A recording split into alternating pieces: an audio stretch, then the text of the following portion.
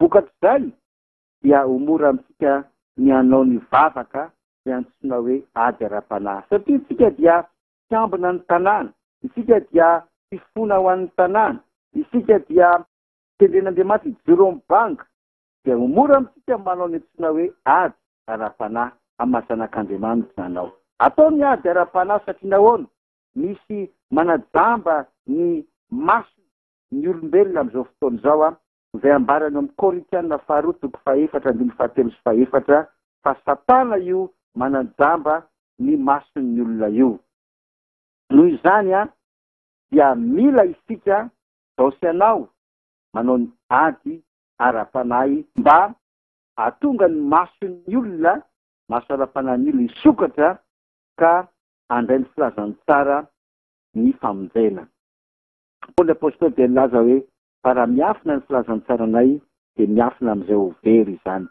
Ny ankonanao dia tsy ho very, ndray fokotany aminao dia tsy ho very.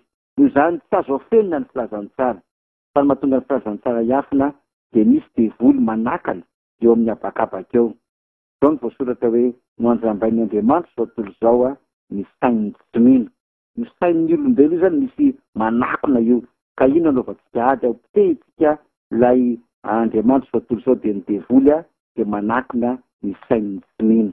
Amin'izay dia miposaka ny fahazavan'ny filazany tsaran'ny Kristy izay endrik'Andriamanitra. Andeha ho jerevantsika kely hoe ny toerana nisy any Lusifera fonizy mbola tsy nivadika tamin'Andriamanitra. Jerevantsika zany ilay hoe Andriamanitra zao tontolo izao na ny devoly. Tamin'ny voalohany io dia mbola tsy devoly ny filazana an'izy io fa mbola Lusifera izay anjely tsara tamin'izany fotoana izany. Mbola nanana ny maizy azy izy anjely ny fahazavana.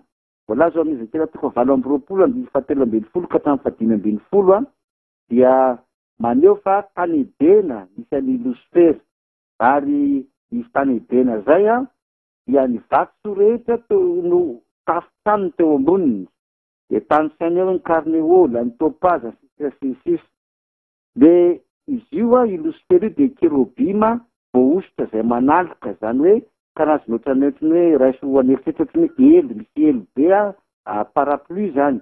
Dia mivelatra dia misy zavatra rovana zany eo ambany ao. Zany ny toerana sy anjara asan'ny Lusifera tamin'izany. No karazana vato isan-karazany eto Madagasikara dia misy safira, volamena, emeraude sy ny rehetrarehetra amin'ny 5:7 misy an'izany. Dia izany izy tena toko 8:20. Dia ireny no toerana nisy an'ny Lusifera tamin'izany fotoana izany. Tsy nanatsino izy Lusifera tamin'ny alehany taloha mandra-pahita heloka taminy. Fa rehefa nikomy tamin'Andriamanitra kosa Lusifera dia nazera tetỳ tany. Izay mampatonga antsika manao ny antsoina hoe ady ara-panahy.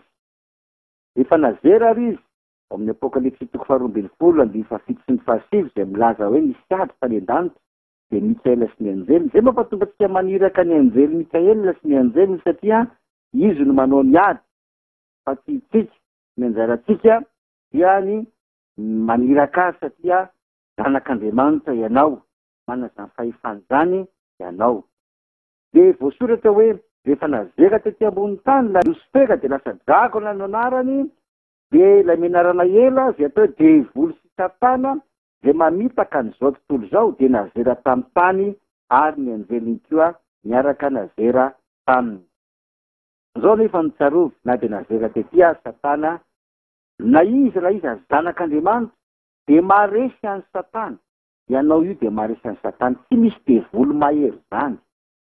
Aza mba manaiky miteny mitsy hoe mahery ny devoly. Raha mahery ny devoly efa potika tsika. Efa ravy zao tontolo izao. Efa maty ianao. Fony voananoty ianao tonga dia mivonony dia vita. Fa mbola velona ianao. Tsisy devoly mahery zany. Any Jehovah ny ady fa ny anjarantsika dia manao ny ady ara-panahy fotsiny, maniraka ny anjely, mamafy ny rano. Hitantsika moa zany rehefa avy eo. Zao ny voalaza ao amin'ny Jaona voalohany 4:4. Ilazana hoe fa resy ny devoly ary ianao dia mahery ny devoly. Anaka, ianareo dia avy amin'Andriamanitra ary efa naharesy ireny satria lehibe izay ao aminareo noho ny amin'izao tontolo izao. Misy ngeza be ao anatinao noho ny devoly. Aza manaiky ampitahory ny devoly nampitahorin'ny olona ianao fa lehibe ao anatinao satria efa niraisinao Jesosy ho tompo sy mpamonjy ny fiainanao manokana. De tsy tonga ianao de revo hoe mbola tsy teraka ianao de hoy Andriamanitra ao amin'ny Genesis 7:5-10 ilazana aminao fa efa resy ny devoly. Ianao io de manorotoro ny lohan'ny Satana. Zay nambaran'Andriamanitra ao amin'ny Genesis 7:10. Ianao de manorotoro ny lohan'ny Satana. De jereo tsara ao amin'ny Romana 5:20-20.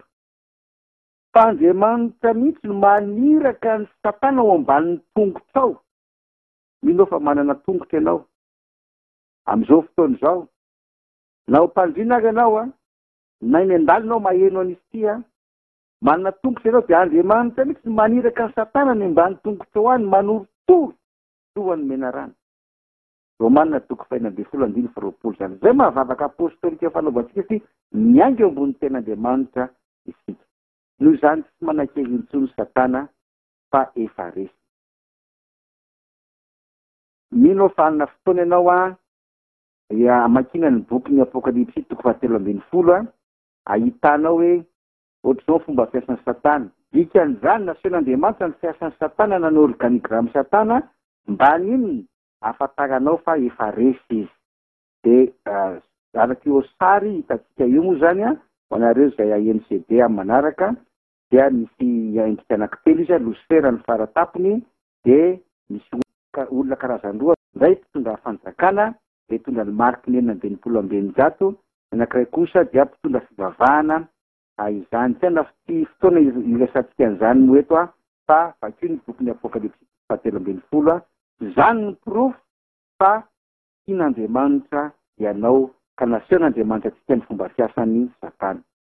Rehefa nazery ary Satana dia toerana anankiefatra no misy azy ao araky ny voalaza amin'ny Apokalipsy 5:20 misy an'izay Apokalipsy 5:20 dia ao amin'ny tany dia ao amin'ny rano dia ao amin'ny afo dia ao amin'ny rivo ary ao amin'ireo toerana efatra iray koa no angalany devoly ny heriny.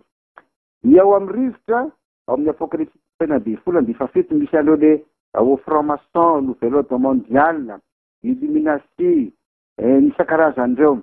Ny ao amin'ny devoly any amin'ny afo no misy an'ireo le fanaratsy izay matetika miasa amin'ny tany afrikanina rehefa manonga-panjakana ry zalahy dia misy an'izy ireny.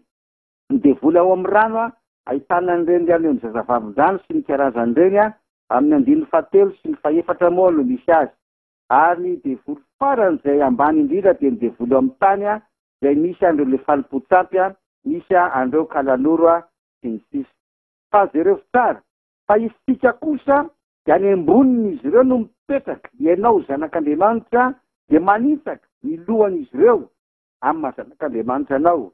Araka io amin'ny sary io moa zany dia ambony ireny ianao ary maniraka ny anjeren'Andriamanitra ianao. Hébreux 2:4-20 mamafy ny raha ny Jesosy ianao. Apokalipsy 2:20-20. Aza matahotra ary ianao. Ny tetikadin'ny Satana dia tsotra be. Inona ho ianao ny tetikadiny? Voalaza amin'ny Apokalipsy 2:20-7:20. Hoy zao voasokatra hoe ny rahana olona ny tadiavina. Zay ihany no ataony eo amin'ny abakabaka io eo ambony tafotan'ny olona io dia misy devoly mitoka rahan'olona. Zay no ataony. Ka zay mampatonga azy mandatsa dra mampiasa ny fomba maro isan-karazany rehetrarehetra io. Rehefa aveo moa tsika dia anana vavaka manokana amin'ny fatra anankiray lehibe toka moa zany satria any zao no miasa be Satana mitady rahana olona fotsiny. Ho anareo izay mahita ny kapila mangirana ity satria ho tonga tsy felany aminareo izy ity dia tanànatsika ray manontolo mihitsy nanaovantsika izao vavaka fanampitena ny herin'ny Satana mitady raha izao satria izay no tadiavina. Apokalipsy 2:20-7:20 sy 4:20.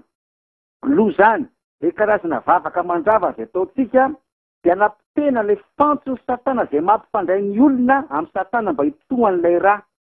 Vavaka mandrava araka ny voalaza amin'ny Efesiana 1:9-12, Ezekela 4:4-7 ka dia anao vavaka apôstôlika isika rehefa aveo andrava izany rezo satanika milazantsika azy mitoka